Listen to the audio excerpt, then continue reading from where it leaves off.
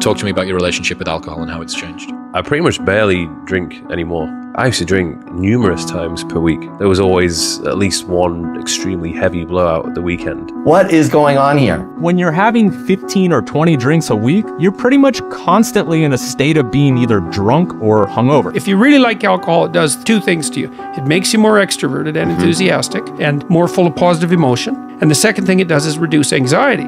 Alcohol targets mitochondria. Alcohol poisoning is due to mitochondrial disruption and impairment. There were times I was like, man, I could never be a sober person. It was just alcohol for me always. If you took something fun, alcohol made it more fun. And if you took something boring, it made it less boring. So when somebody dies of alcohol poisoning, the cause of death is poisoning the mitochondria. The one thing that always knocks me off track the most, it's always alcohol. Most people are drastically underestimating its impact. Right now, as we speak, at least 1 in 10 Americans meets the criteria for either alcohol abuse or alcohol dependence, which we now call alcohol use disorder. We were on to like 2 or 3 glasses a day, then half a bottle, and it just went really fast. The alcohol it's a hell of a drug, man. When it comes to quitting drinking, one of the challenges many people face is the influence of their social circle. If someone's friend group consists of heavy drinkers, it can make it incredibly difficult to maintain sobriety. The peer pressure, normalization of excessive alcohol consumption, and fear of missing out on social activities can create a constant temptation and undermine an individual's efforts to quit. Breaking away from such friend groups or finding new, supportive social networks becomes crucial in providing the necessary environment for sustained recovery and personal growth. If you're trying to get your life together, and your friends get in the way, that's actually real useful for you because you've now identified who your friends aren't. And you might think, well, I can't give them up. It's like, oh yes, you can. And not only can you should, and it would be better for them. Because if they're aiming down and they want you going down with them, there's nothing good about what's happening to them, and there's certainly nothing good about that for you. Similar to quitting smoking, the body can heal, but it takes time. In this next clip, Mark Manson, author of The Subtle Art of Not Giving a Fuck, addresses his relationship with alcohol. Despite being a heavy drinker for most of his life, he made the decision to quit completely. While attempting to moderate his alcohol intake, Mark experienced prolonged negative effects, feeling physically and emotionally drained. Effects that are common after a blackout night, but were surprising to him after a simple glass of wine or 2 with dinner. You know, if you've been a heavy drinker for multiple years, it can take 6 to 12 months for your system to actually entirely reset. For your brain to go back to the way it was, your internal organs to go back to the way they were. And I was like, God damn, I've been doing this basically since I was like 18, half my life, almost 2 decades. Yeah, it's incredible. It's incredible. It was, I'd say, within a few weeks, waking up with more energy, sleeping like a baby. You know, and one of the things, you know, I had cut back quite a bit before I quit completely. I'd say I'd cut back to drinking maybe 2-3 times a month. And when I drank, it was like just 2 or 3 glasses of wine. And it's funny, like I feel like something you notice when you cut back that you don't notice when you keep drinking heavily. Like when you drink heavily, you just expect to feel like shit. So when you feel like shit, you're like, oh yeah, well, of course I drank a lot. But when you drink very moderately, it actually showed me how much it affects you. Like I would go out and have 2 glasses of wine with dinner, and not only would I feel maybe 20% worse the next day, I would feel 10% worse the day after that.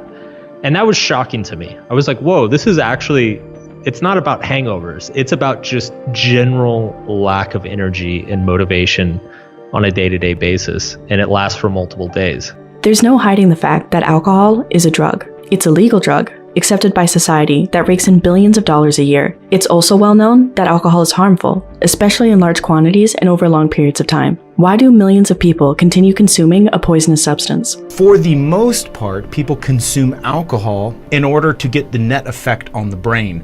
The overwhelming majority of people who consume alcohol, that's to help unwind or, celebrate the end of a day, or it's hard to deal with the stress at the end of the day.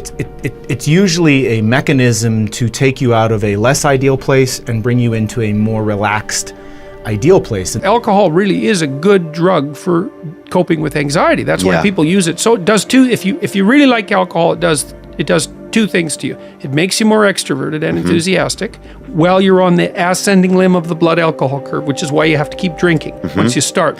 Because if you plateau, that goes away. So you got to keep drinking. Okay, so that's one thing. It makes you more enthusiastic and more full of positive emotion. And the second thing it does is reduce anxiety. Yeah. And so if you are a bit more socially anxious, and you also have that positive response to alcohol, which everyone doesn't have, by the way, then it's a great drug. But the problem is it's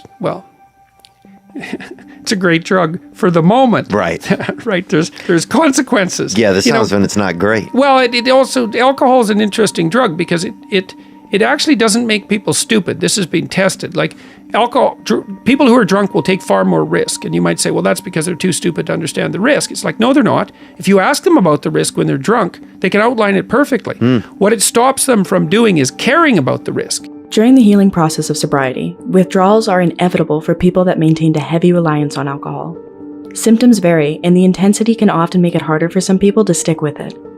As with smoking, those cravings are powerful and can often push people back to substance abuse to escape from the discomfort of withdrawal. Increased stress when people are not drinking, diminished mood and feelings of well-being when people are not drinking, and changes in the neural circuitry that cause people to drink even more in order to get just back to baseline before they ever started drinking in the first place. You feel uncomfortable, you feel distressed, you feel anxious and distressed, and you basically start noticing you have more cravings and urges to go back to drinking more alcohol to make these signs and symptoms get milder or go away. So basically you're self-medicating and kind of perpetuating the cycle because you don't want to feel this way and you don't want to feel this discomfort from alcohol withdrawal.